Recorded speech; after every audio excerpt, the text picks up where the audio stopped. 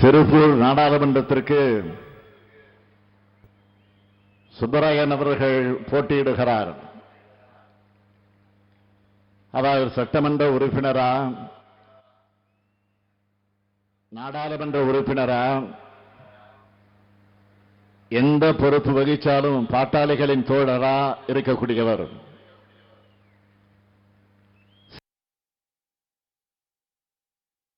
பகுதி மக்களோட குரலா, நாடாளுமன்றத்தை ஒழிக்க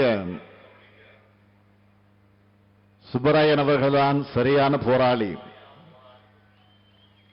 ஆனால் முத்தரசன் அவர்களின் ஆதரவு பெற்ற தொழிலாளர் தோழர் சுப்பராயன் அவர்களுக்கு திருப்பூர் மக்கள்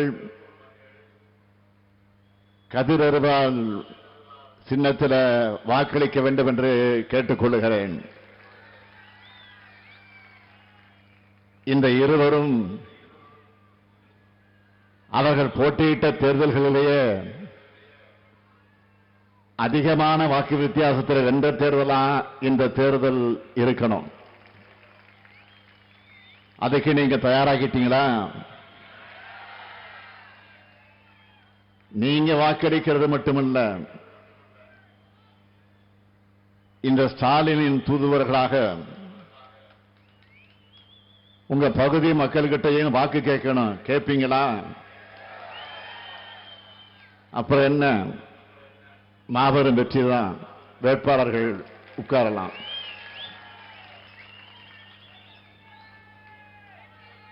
சுப்பராயன் அவர்கள் தெரிவித்ததை போல இது மிக மிக மிக மிக முக்கியமான தேர்தல். இந்தியாவில் ஜனநாயகத்தை மீட்கவும் சர்வாதிகாரத்தை வீழ்த்தவும் நடக்கிற தேர்தல்.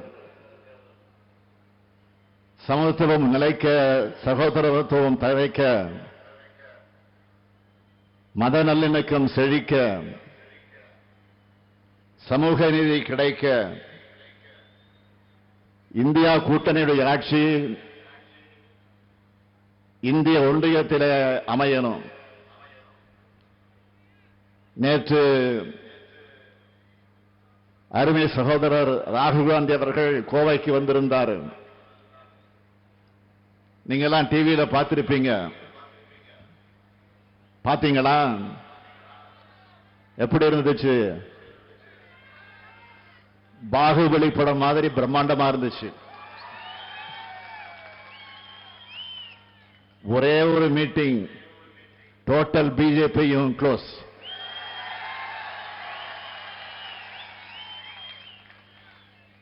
சகோதரர் ராகுல் காந்தி அவர்களுடைய ஒரு நாள் வருகையே பிரதமர் மோடியோட மொத்த பிரச்சார பயணத்தையும் காலி பண்ணிடுச்சு. தமிழ்நாட்டு மக்களை உண்மையான அன்பால மட்டும்தான் ஆள முடியும்னு ராகுல் காந்தி நிரூபிச்சிட்டார். சகோதரர் ராகுல் பேச்ச எல்லோரும் கேட்டிருப்பீங்க. தமிழ்நாட்டை எந்த அளவுக்கு மதிக்கிறார்னு அதிலேயே தெரிஞ்சிருக்கும். அது மட்டுமா,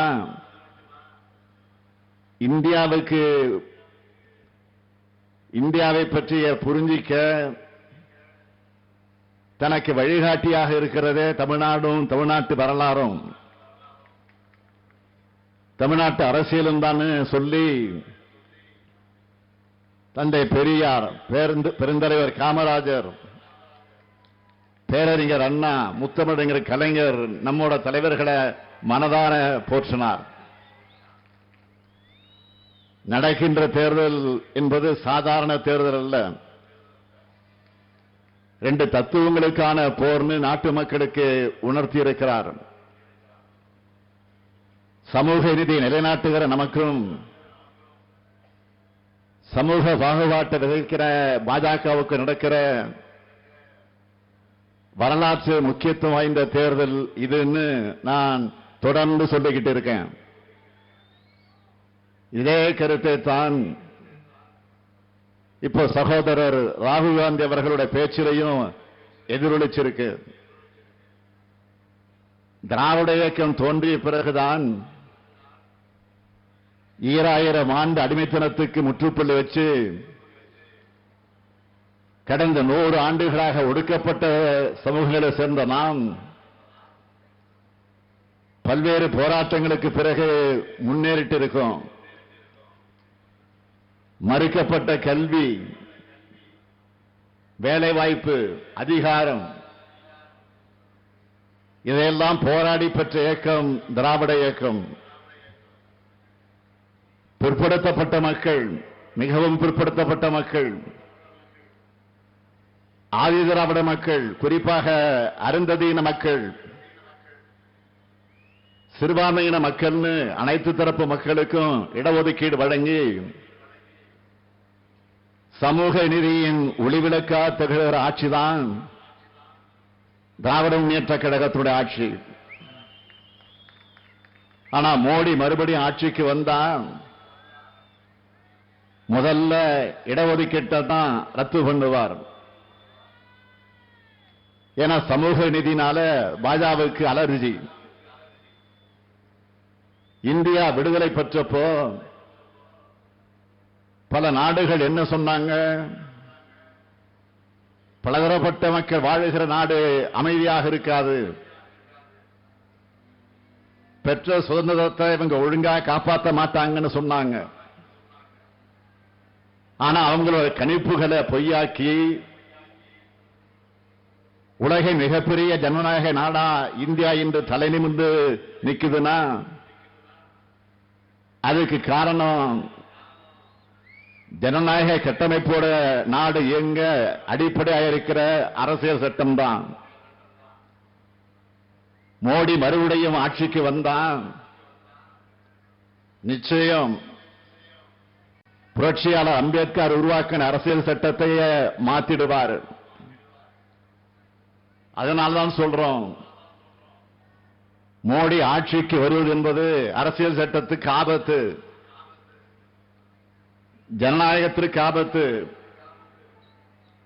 ஒட்டுமொத்த நாட்டுக்கே பேராபத்து. ஏன்னா 10 ஆண்டு காலமாக பாஜக ஆட்சியை பார்த்துட்டோம்.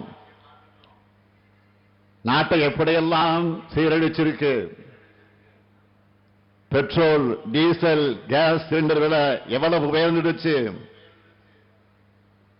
எந்த அளவு தொழில் வளர்ச்சி விழுந்துடுச்சு,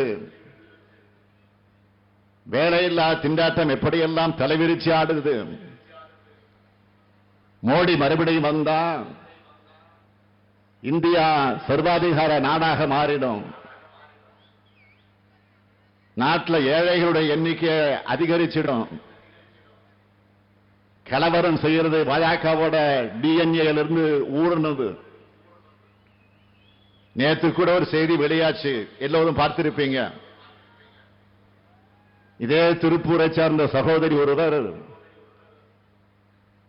வாக்கு கேட்டு வந்த பாஜகவினரிடம் ஜிஎஸ்டி தொடர்பா ஒரு கேள்வியை கேட்டிருக்கார். இதனால் ஆத்திரமடைஞ்ச பாஜகவினர் அந்த சகோதரிய கடுமையாக தாக்கியிருக்காங்க. இதுதான் பாஜக மக்களை மதிக்கிற லட்சணம். இதுதான் பாஜக பெண்களுக்கு கொடுக்கிற மதிப்பு. மக்களை மதிக்காம அதிகாரத்தும் இல்ல, அராஜகங்களும் கலவரம் செய்கிற பாஜக திருப்பூர மணிப்பூர் ஆக்கிடுவாங்க. மொத்தத்தில் மோடியும் பாஜகவும் வீட்டுக்கு கேடு, நாட்டுக்கும் கேடு. அமைதியான இடத்துல தான் தொழில் வளரும், தொழில் வளர்ச்சி இருக்கும், நிறுவனங்களை நடத்த முடியும். பாஜக போன்ற கலவர கட்சிகளை உள்ளே விட்டா அமைதி போயிடும், தொழில் வளர்ச்சி போயிடும், நிறுவனங்கள் நிம்மதியாக நடத்த முடியாது. செய்திகளை உடனுக்குடன் தெரிந்து கொள்ள உடனே சப்ஸ்கிரைப் பண்ணுங்க.